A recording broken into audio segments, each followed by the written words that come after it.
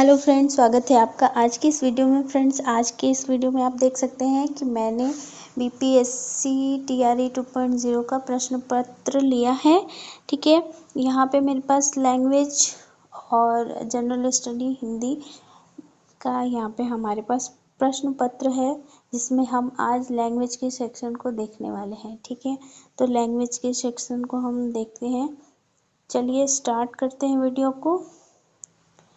ये आपके लिए हेल्पफुल रहने वाला है, क्योंकि पिछली बार तो लैंग्वेज को शून्य कर दिया गया था, पर इस बार आपके लिए ये लैंग्वेज सेक्शन को समझना बहुत ही इम्पोर्टेंट है। तो चलिए आगे बढ़ते हैं, वीडियो को आगे बढ़ाते हैं। तो यहाँ पे फ्रेंड्स देख सकते हैं, यहाँ पे इंग्लिश के प्रश्न दिए हुए हैं। इंग्लिश भाषा से प्रश्न पूछे गए हैं, बहुत ही आसान है, आप इसको आराम से कर सकते हैं। यहाँ 1 2 3 4 5 6 7 8 प्रश्न जो है इंग्लिश भाषा से पूछे गए हैं, और आगे के जो प्रश्न हैं वो हिंदी के हैं। तो चलिए हम हिंदी का प्रश्न देखते हैं। तो यहाँ पे 9 नंबर से स्टार्ट हो रहा है भाषा का सेक्शन। तो पहला प्रश्न है, निम्नलिखित में से कौन सा प्रत्यय रहित शब्द है? तो प्रत्यय रहित हमारा शब्द हो जाएगा भाव विहल, बी ऑप्शन करेक्ट हो जाएगा। अगला प्रश्न है 10 नंबर, भाषा की उपयुक्त परिभाषा। यहाँ पे भाषा की परिभाषा पूछ रहा है। ठीक है, तो पहला ऑप्शन है, विचार या भाव प्रकट करने वाला सार्थक ध्वनि समूह भाषा कहलाता है। दूसरा ऑप्शन है, विचार या भाव को लिपि चिन्हों में प्रकट करने को हम भाषा कहते हैं। या फिर विचार या भाव प्रकट करने का साधन हमारा भाषा है। तो ठीक है, विचार या भाव को प्रकट करने का साधन जो है हमारा भाषा है। तो सी ऑप्शन करेक्ट हो जाएगा।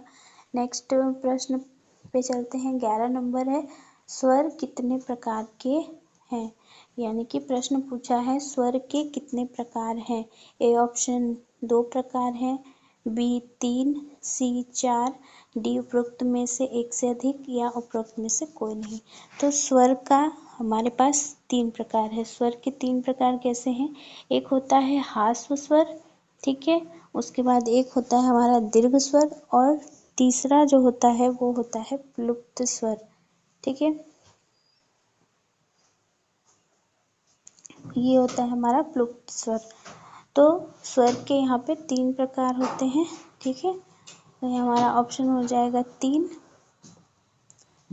और अगला प्रश्न है, ह्रस्व स्वर कौन सा है? तो ह्रस्व स्वर में आ जाता है अ, ई, उ और री। ठीक है, तो यहाँ पे हमारा ऑप्शन कौन सा होगा? ए होगा। ठीक है, ह्रस्व स्वर कौन सा है? अ है, ए ऑप्शन है, तो ए हो गया। अगला प्रश्न देखते हैं। अगला प्रश्न हम देखते हैं, उच्चारण के आधार पर व्यंजनों का वर्गीकरण कितने भागों में किया गया है? उच्चारण के आधार पे, उच्चारण के आधार पे व्यंजनों को कितने भागों में बांटा गया है? 6, 7, 8। तो 5 भागों में बांटा गया है। ठीक है, तो यहाँ पे दिया नहीं है, तो इनमें से हो जाएगा उपरोक्त में से कोई नहीं। व्यंजनों को उच्चारण के आधार पर 5 भागों में बांटा गया है। स्पर्श व्यंजन, अंतःस्थ व्यंजन, ऊष्म व्यंजन, संयुक्त व्यंजन और उत्क्षिप्त व्यंजन। तो 5 प्रकार हैं, जो कि यहाँ 5 ऑप्शन में नहीं है, इसलिए इसमें से कोई नहीं ऑप्शन आंसर हो जाएगा। अगला प्रश्न है, अल्प प्राण ध्वनि कौन सी है? अल्प प्राण ध्वनि कौन सी है? ख, च, छ, उपरोक्त में से एक से अधिक, उपरोक्त में से कोई नहीं। तो अल्प प्राण ध्वनि कौन सी होगी? महाप्राण ध्वनि वो होती है किसी भी वर्ग का दूसरा और चौथा जो वर्ण होता है वो महाप्राण होता है। तो अल्प प्राण कौन सा हो गया? किसी भी वर्ग का जो बाकी बचा हुआ है, यानी कि पहला, तीसरा और पांचवा अल्प प्राण होगा। तो इसमें हम देखेंगे, पहला तो है नहीं, ठीक है। और हाँ, यहाँ पे च, तो हमारा च हो जाएगा अल्प प्राण। ठीक है, च पहला ही है। घोष ध्वनि कौन सी है? घोष या सघोष, एक ही होता है। तो घोष ध्वनि हमारी होती है तीसरी, चौथी और पांचवी। किसी भी वर्ग की तीसरी, चौथी और पांचवी वर्ण वर्ण जो होता है वो हमारा होता है सघोष। तो यहाँ पे देखेंगे क ख ग, तो ग हो रहा है। दूसरा भी चेक कर लेते हैं, च छ ज तीसरा, और त थ त थ। तो यहाँ हो जाएगा उपरोक्त में से एक से अधिक। डी ऑप्शन करेक्ट हो जाएगा। अगला देखते हैं स्पर्शी व्यंजन है। स्पर्शी व्यंजन कौन सा है?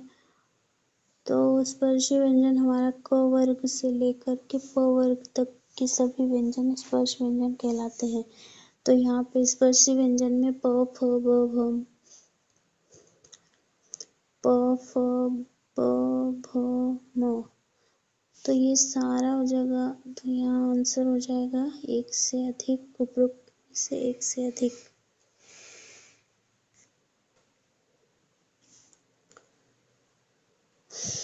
अगला प्रश्न है हमारा, अग्री शब्द का विशेषण क्या है? अग्री शब्द का विशेषण हमारा हो जाएगा अग्रे।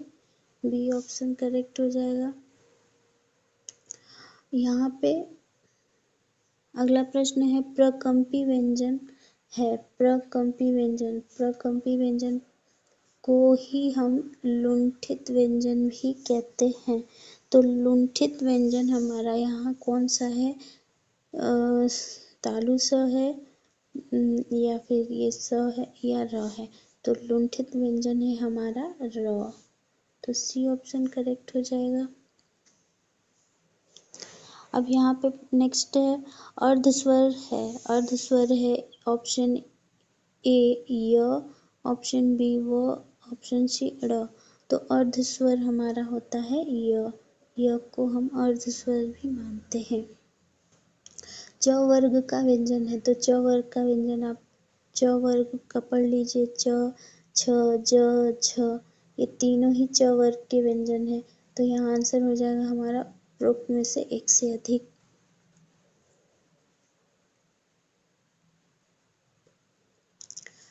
अगला प्रश्न है, क केकी ख विहंग ग खग घ पिक विकल्पों में से कौन सा युग्म पक्षी का पर्यायवाची है? तो पक्षी का पर्यायवाची होता है विहंग और खग। तो ग और ख और ग, बी ऑप्शन हमारा करेक्ट हो जाएगा। अगला, विलोम शब्द का कौन सा युग्म सही है? तो विलोम का हमें युग्म सही बताना है। का पुरुष का कायर, तो ये तो एक जैसा ही है। कुत्सा निंदा सकल विकल, उपरोक्त में से एक से अधिक, उपरोक्त में से कोई नहीं। तो सकल, यहाँ पे विकल सी ऑप्शन हो जाएगा। अगला प्रश्न है, निम्नलिखित में से कौन सा वाक्य अशुद्ध है? यहाँ पे अशुद्ध वाक्य पूछा है, यानी कि गलत वाक्य पूछा है। पहला ऑप्शन है, यह कहना आपकी गलती है। दूसरा, चरखा चलाना चाहिए। तीसरा, मुझसे यह काम संभव नहीं। और दो ऑप्शन है, उपरोक्त में से कोई नहीं या उपरोक्त में से एक से अधिक। तो यहाँ यह कहना आपकी गलती है सही है। चरखा चलाना चाहिए, ये भी सही है। मुझसे यह काम नहीं, ये सेंटेंस गलत है। तो हमारा ऑप्शन नंबर सी आंसर हो जाएगा, क्योंकि गलत ही पूछा था।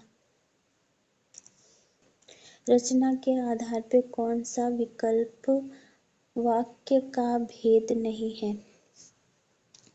तो वाक्य होते हैं तीन प्रकार के, ठीक है। रचना के आधार पे वाक्य तीन प्रकार के होते हैं, संयुक्त, सरल और मिश्र।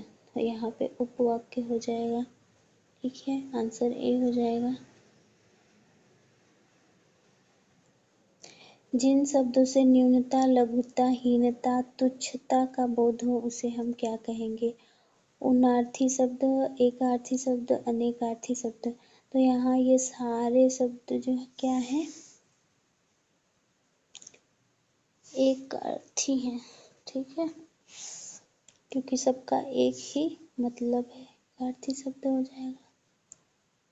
जिसे बुलाया न गया हो वाक्यांश के लिए प्रयुक्त एक शब्द क्या होगा? जिसे बुलाया न गया हो वाक्यांश के लिए एक शब्द होगा अनाहूत। Option number C.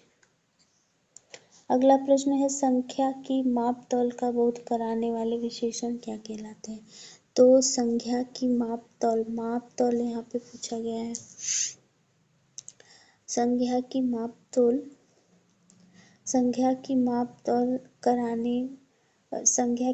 तौल का बोध कराने वाले विशेषण क्या कहलाते हैं? संख्यावाचक, परिमाणवाचक या सार्वनामिक? तो यहाँ पे हो जाएगा हमारा परिमाणवाचक। ठीक है, अगला प्रश्न देखते हैं हम। रचना के आधार पर जल किस कोटि का शब्द है? तो जल हमारा रूढ़ कोटि का शब्द है। ठीक है, अगला प्रश्न है, निम्नलिखित में से कौन सा मात्रिक छंद है? दोहा, सोठा दोनों ही मात्रिक छंद हैं। तो यहाँ हो जाएगा उपरोक्त में से एक से अधिक। डी ऑप्शन हमारा आंसर हो जाएगा। यहाँ पे अलंकार से प्रश्न है, उदयगिरि मंच पर रघुवर बाल पतंग, बिकसत संत सरोज सब हर्षे लोचन भृंग।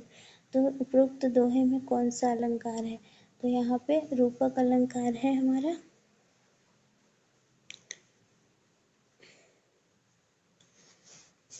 तो फ्रेंड्स, ये थे हमारा भाषा सेक्शन का हिंदी के 20 प्रश्न जो हमने किए।